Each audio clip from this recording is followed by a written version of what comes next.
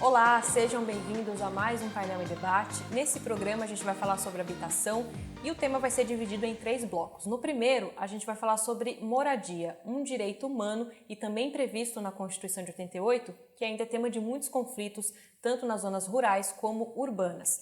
E para falar sobre esse assunto, a gente recebe hoje a nossa comentarista, socióloga, mestre em Planejamento e Gestão de Território e doutoranda em Sociologia, a Fernanda Malak. Muito bem-vinda, Fernanda. Muito obrigada, Jamile. É um prazer estar aqui com você, um prazer estar entre mulheres falando de um tema tão importante que é o direito à moradia. Muito obrigada pela presença. Fernanda, para começar, vamos falar um pouquinho sobre o que é considerado moradia? Certo. Em primeiro lugar, a gente sempre fala que a moradia está para além de uma casa, 4 paredes e um telhado.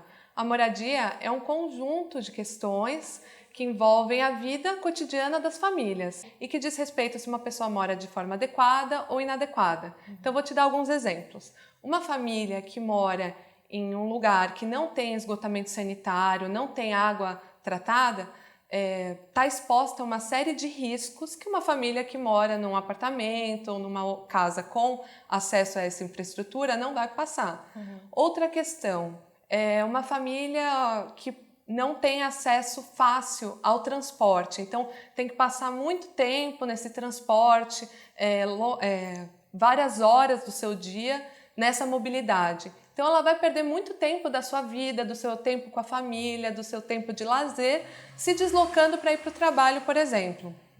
Ou, por exemplo, o caso de famílias que moram em ruas muito escuras. Isso pode acarretar situações de violência, principalmente para as mulheres. Então, tem muitos casos de mulheres que acabam fazendo um trajeto muito mais longo para não passar por determinadas ruas em que elas se sentem mais vulneráveis ou inseguras. Então, tudo isso diz respeito à moradia e à moradia adequada ou à moradia inadequada, no caso. Então, na verdade, a moradia vai além da casa ali, é todo o entorno. Sim, esse conjunto de infraestruturas, conjunto de questões que envolvem o fato de morar.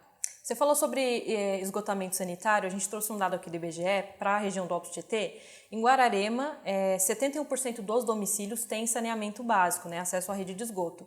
Em Santa Isabel, 78% dos municípios. Essas duas cidades têm os 2 menores índices da região do Alto Tietê, né? O restante das cidades tem aí, em média, 80% dos domicílios com esgoto sanitário. Nesse contexto, o que a gente pode considerar? A gente precisa pensar melhor, então, sobre a habitação na região? Ah, sem dúvidas. Primeiro porque são cidades que estão na região metropolitana de São Paulo. Então, são cidades que, em tese, deveriam ter mais serviços de infraestrutura e serviços de infraestrutura básica, né, no que diz respeito a saneamento básico. Então, o que esses dados revelam? Que uma parcela da população, 30%, 25% da população dessas cidades, não tem acesso a esgotamento sanitário, que é algo muito básico. Essas famílias provavelmente estão muito expostas, como eu disse anteriormente, a uma série de doenças, a uma série de riscos que poderiam ser sanados por políticas públicas simples, como passar uma via de canalização de esgoto.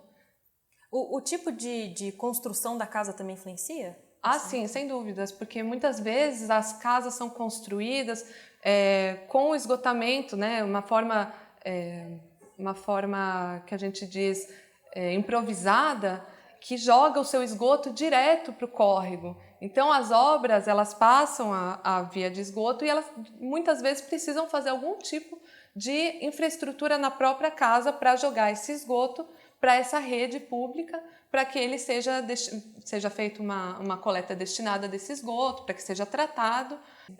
Então envolve toda uma cidade, né? Envolve toda uma cidade, envolve todo um conjunto de ações públicas para que essas famílias tenham acesso a esse serviço. E Fernanda, sendo então moradia um direito humano fundamental, o que a gente pode considerar que é uma moradia adequada? Então, em primeiro lugar, a gente pensa nessa questão do saneamento básico, dessa infraestrutura mínima para que as pessoas possam viver com dignidade. Para além disso, tem a questão da acessibilidade, né? Então que essa pessoa tenha possibilidade de se deslocar para ir para o trabalho, para ir para a escola. a rede de infraestrutura, de serviços que existem no entorno, então, no caso, escolas, hospitais, UBS, serviços de lazer e tudo mais. E, enfim, tem uma série de outras diretrizes que são trazidas pelo relatório da ONU sobre moradia digna, mas eu gostaria de trazer um que é muito importante, que a gente tem visto uma explosão de direitos sendo violados, que é o caso da segurança jurídica da posse. Então, muitas famílias elas não têm garantida essa segurança e isso tem acarretado em uma série de remoções e remoções sem alternativas habitacionais. Então, a gente reforça muito a questão da segurança jurídica da posse, porque essa diretriz garante que as famílias não sejam removidas de forma inadequada. E, para além disso, quando a gente fala de remoções, existem casos que, de fato, as famílias não têm condições, estão expostas a risco e elas não podem permanecer num determinado lugar. Mas isso não diz respeito à família não ter acesso à moradia em outro lugar. Então, ela pode ser removida daquele lugar, né? Por exemplo, se tiver uma obra de infraestrutura, uma obra de urbanização, ou se elas moram em locais completamente inadequados, como beiras de córrego, encostas, morros, embaixo de fios de alta tensão e etc., mas elas têm que ser realocadas para um outro território onde elas possam viver. Muito obrigada pelas considerações. Aqui a gente encerra esse primeiro bloco sobre moradia e no próximo bloco a gente fala dos direitos que garantem o acesso à moradia. A reportagem completa você encontra lá no paineljornalismo.com. Passa lá!